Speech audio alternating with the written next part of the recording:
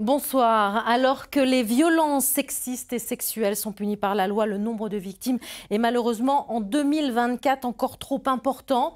En 2022, 118 femmes ont été tuées par leur partenaire ou ex-partenaire.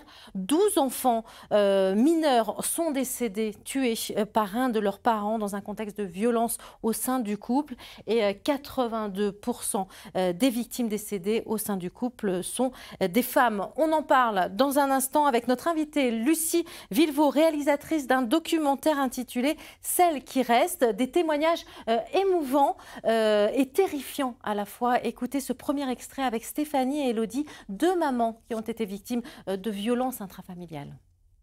C'est tout simplement une banale histoire d'omelette aux pommes de terre qui, soi-disant, n'était pas cuite correctement. Et ça a pris un débordement énorme avec des insultes, que j'étais bonne à rien, que je savais même pas faire cuire une omelette aux pommes de terre. Puis petit à petit, dégradation, jusqu'au moment où je suis tombée enceinte. Je portais son enfant, donc je lui appartenais. Et donc à partir de là, c'est suivi donc violence verbale et puis physique en étant enceinte. Plusieurs fois, je me suis retrouvée à terre avec des coups de pied dans le ventre à 6 mois de grossesse. Voilà pour ce premier extrait du documentaire « Celles qui restent », des témoignages de femmes très jeunes pour certaines victimes de violences sexistes et sexuelles.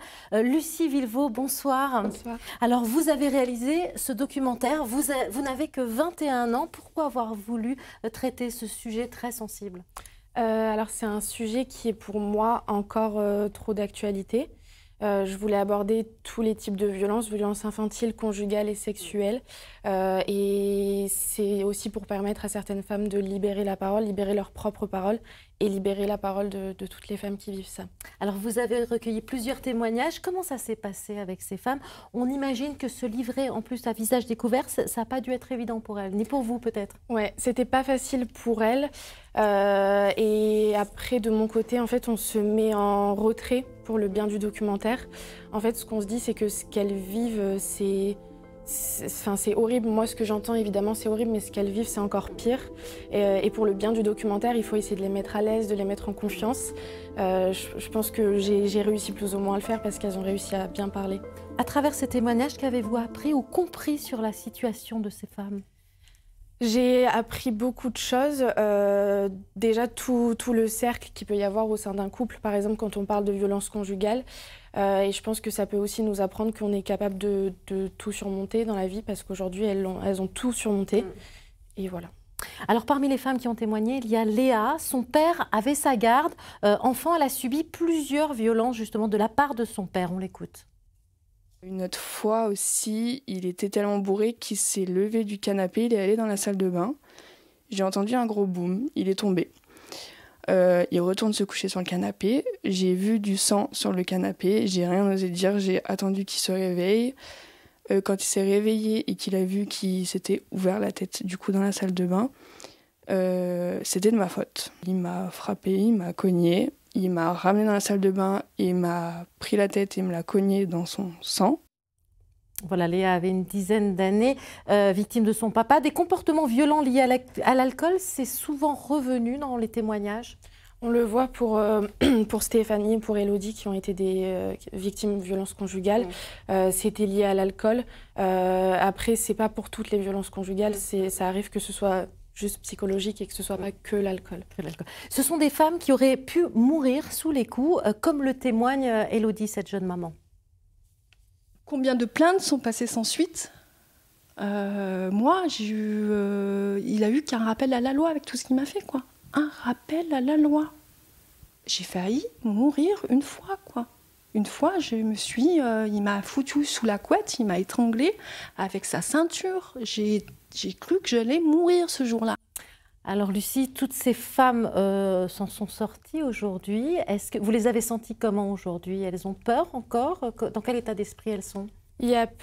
Pour moi, il n'y a plus de peur. Pour certaines, il y a encore de la haine. Et sinon, pour certaines, elles sont juste libérées en fait, de tout ce qu'elles ont vécu. En fait.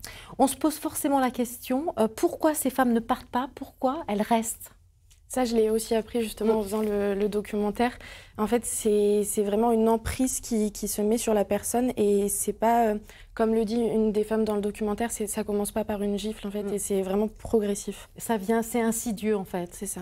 Alors écoutons Kitty qui était toute jeune lorsqu'elle a rencontré l'homme qui a été violent avec elle et menacé, qui l'a menacée pendant des mois. Il a fallu atteindre un certain niveau de violence pour qu'elle ait le déclic enfin. Moi, dans mon histoire, à un moment, j'étais en rue avec des copines, justement, et il m'a retrouvée de par ma localisation, il m'a mis un coup de tête. Donc, moi, le jour-là, j'ai été porter plainte parce que ça s'est fait en rue quand même, et qu'on m'a vraiment poussé à le faire, sinon de moi-même, je ne l'aurais jamais fait. Lucie, arriver à porter plainte pour ces femmes, c'est compliqué ? C'est très compliqué, on l'aborde aussi beaucoup dans le documentaire. Pour certaines, elles ont peur de ne pas être écoutées, et elles ont aussi peur par rapport au fait que la justice puisse prendre beaucoup de temps. C'est ce qui peut les freiner aussi. Et d'où l'importance aussi d'en parler beaucoup, d'en parler dans les médias aussi. C'est très libérateur pour elles aussi, oui. Alors ces femmes, souvent, n'en parlent pas et essayent de trouver des solutions seules, avec une grande part de culpabilité après. C'est ce que nous livrent Kitty et Stéphanie. On a eu des rapports sexuels qui forcément n'étaient pas les meilleurs, ni forcément les plus consentis, mais sur le moment, je me suis dit, si je couche avec lui, il me laissera partir en fait. Donc j'ai couché avec lui, et effectivement il m'a laissé partir. Et puis j'avais peur tout le temps, j'avais peur tout le temps, j'avais mal au ventre tout le temps, donc je vivais pas. Et du coup maintenant je m'en veux énormément de ne pas avoir eu le déclic avant, et je m'en voudrais je pense tout le temps, pour pas avoir pu protéger plus mes filles, parce que du coup elles ont vu trop de choses que j'aurais pas voulu qu'elles voient, même si elles me disent que non, que j'ai quand même bien agi, je suis partie, c'est le principal, je les ai protégées, etc. Mais je m'en voudrais tout le temps de ne pas avoir eu le déclic avant.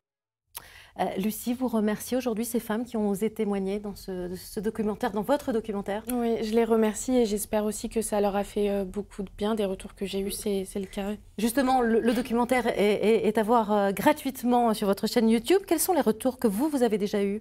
J'ai reçu pas mal de messages de personnes qui ont été très touchées. Et le fait d'avoir pu procurer de l'émotion à ces personnes-là à travers des témoignages comme ça, c'est peut-être qu'il y a eu une compréhension derrière de la problématique. Et pour moi, j'ai un peu réussi le but du documentaire. Vous êtes toute jeune, mais vous aviez déjà réalisé un court-métrage. Se le dire enfin, là encore, c'est sur des violences entre jeunes en soirée, c'est ça ? C'est ça, des violences dans le milieu étudiant seulement. D'accord. Là, on en parle, ça avance un petit peu ? Ça avance, je pense qu'il faut quand même continuer d'avoir de l'espoir parce qu'on a fait une sacrée avancée depuis. Alors là, on a parlé des thématiques liées aux femmes, mais vous avez envie d'aborder, vous êtes au début de votre carrière, vous avez envie d'aborder plein d'autres sujets, lesquels ? Oui, j'aimerais bien aborder l'agriculture, les foyers, plein de sujets où il y a des problématiques à relever. Eh bien, en tout cas, bravo et merci Lucie Villevaux. Et merci aussi à toutes ces femmes qui ont témoigné dans ce documentaire, Celles qui restent. Merci beaucoup.